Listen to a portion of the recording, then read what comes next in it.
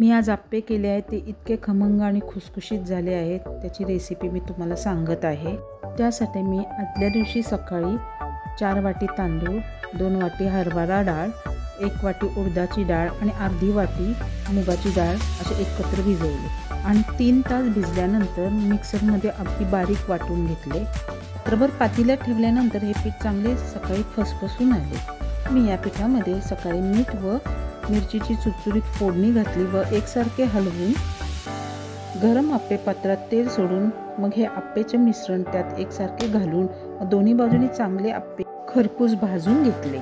मुलांच्या सकाळच्या नाश्त्यासाठी किंवा शॉर्ट ब्रेकसाठी आपण हे पटकन डिश करू शकतो। सॉस बरोबरही आपण खाऊ शकतो।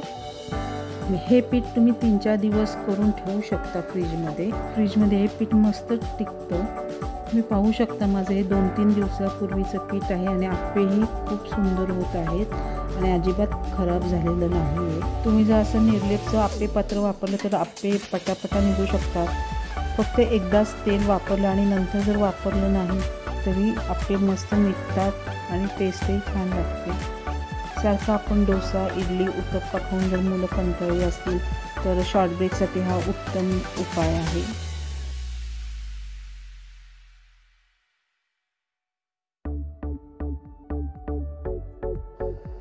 जर मुलांना साऊथ इंडियन डिशेस जर आवडत असतील तर तुम्ही असे वेगवेगळे पदार्थ एकाच पिठापासून करू शकता आणि मग चटणी बरोबर किंवा सॉस बरोबरही देऊ शकता।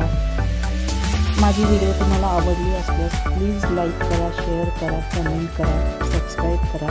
धन्यवाद।